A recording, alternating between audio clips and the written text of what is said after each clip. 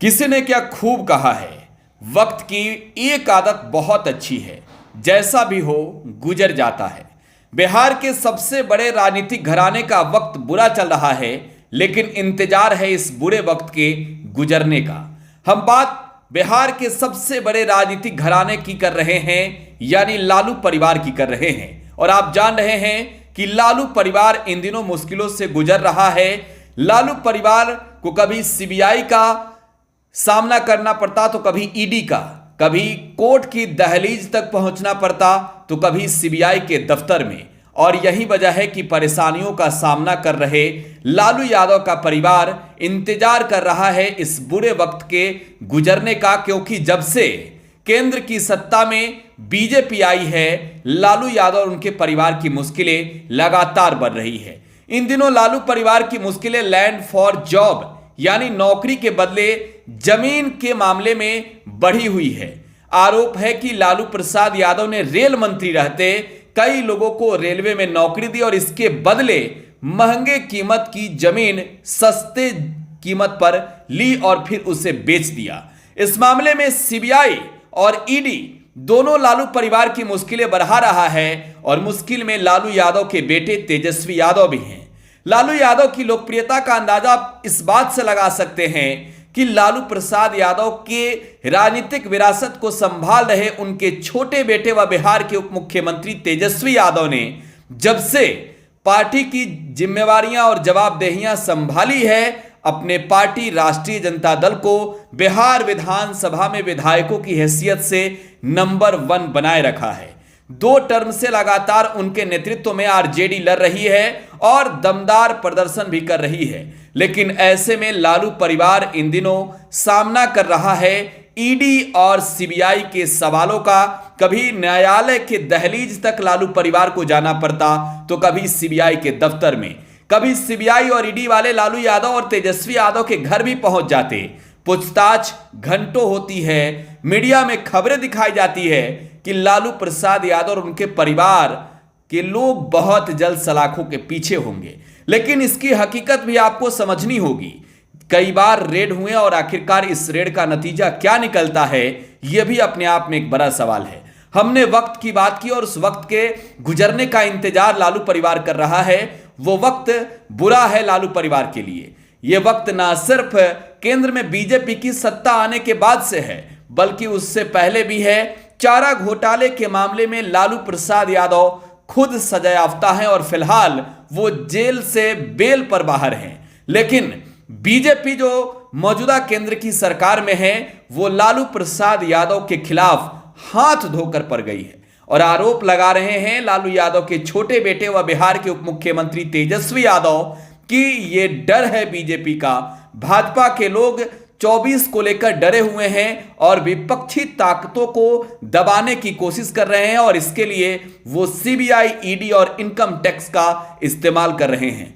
केंद्रीय जांच एजेंसियों का भाजपा दुरुपयोग कर रही है।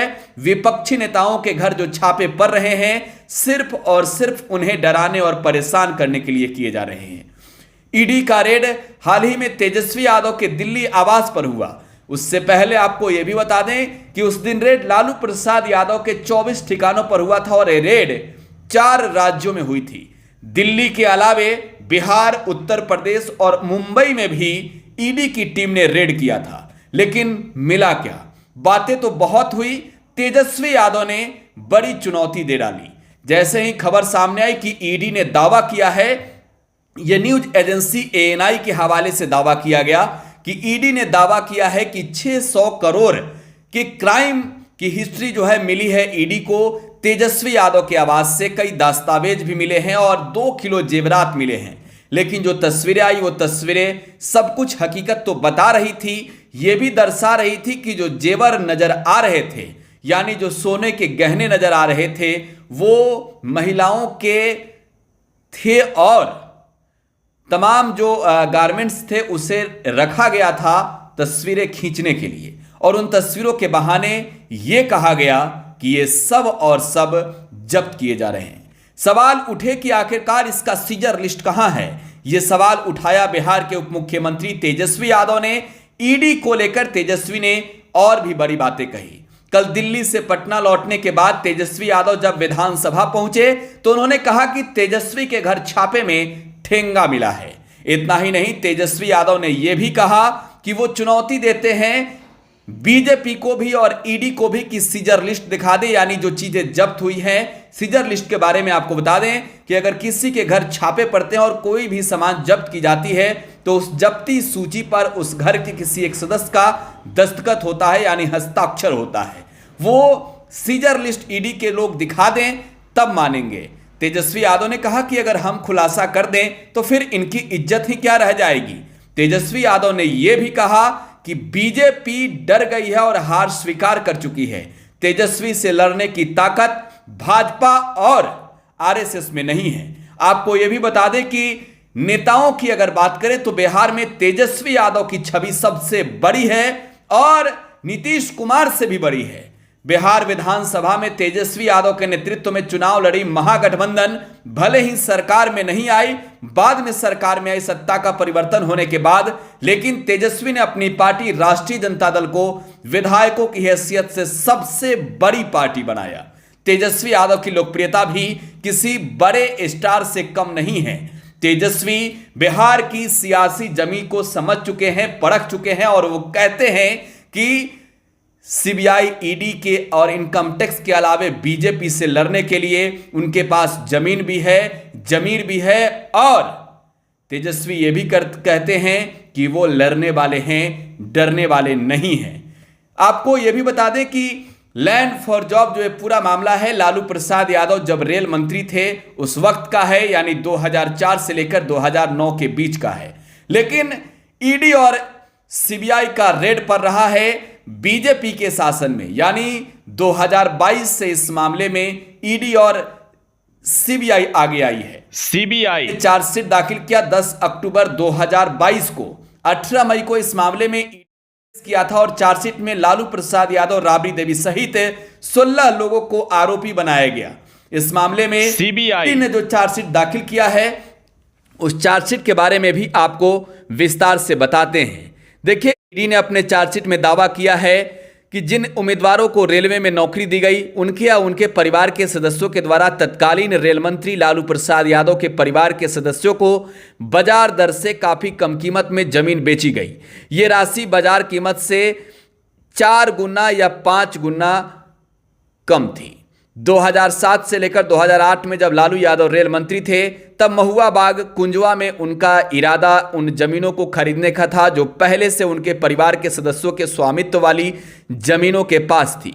ऐसे में लालू यादव अपनी राबड़ी देवी और बेटी मीसा भारती, मध्य रेलवे के अधिकारी तत्कालीन महाप्रबंधक सौम्या राघवन, तत्कालीन मुख्य कार्मिक अधिकारी कमलदीप मैनराई समेत अन्य आरोपियों के साथ मिलकर आपराधिक साजिशों में शामिल हुए। इन उम्मीदवारों के बाद में नियमित किया गया। रेलवे में नियुक्ति दिलाने के एवज में लालू प्रसाद यादव ने इन उम्मीदवारों से जिन्हें रेलवे में नौकरी मिली उनके परिवार के सदस्यों के स्वामित्व वाली जमीनों को अपनी पत्नी राबड़ी देवी और बेटी मीसा भारती के नाम पर काफी कम कीमतों में खरीदा। इस मामले में 15 मार्च को लालू प्रसाद यादव, राबड़ी देवी, मीसा भारती समेत सभी आरोपियों को कोर्ट में पेशी होना है। कल सीबीआई की विशेष अदालत में राबड़ी देवी पेश होगी और वो अपनी बातें रखेगी। बहरहाल तेजस्वी यादव को लेकर भी एक बड़ी खबर है कि तेजस्वी यादव को तीसरा समन भी सीबीआई ने थमा दिया है। तेजस्वी यादव आज भी सीबीआई के समक्ष जवाब देने के लिए हाजिर नहीं हुए। ऐसे में सीबीआई उनके खिलाफ कड़ा रुख अपना सकती है। सीबीआई के तीसरे समन पर भी तेजस्वी यादव हाजिर नहीं हुए। पहले तो उन्होंने साफ तौर पर इनकार किया था, लेकिन आज बिहार विधानसभा के कार्यवाही में तेजस्वी यादव शामिल हुए। इस वजह से वो सीबीआई के समन का जवाब देने नहीं पहुंचे। बहरहाल इस मामले में लालू परिवार की मुश्किलें और कितनी बढ़ेगी ये देखने वाली बात होगी। केंद्र में बीजेपी की जो सरकार आई है वो क्या बिहार में राजद से डर गई है? तेजस्वी और लालू का मोदी को डर है? आपकी क्या प्रतिक्रिया है कमेंट बॉक्स में छोड़े जाइएगा। फिलहाल आप टुडे बिहार न्यूज के साथ बने रहें। धन्यवाद। आपके सपनों को हमने सजाया है, ई होम्स पैनोरामा को हमने बनाया है। ई होम्स मेरा एक सपना था जिसपे मैं पिछले 4 साल से काम कर रहा था।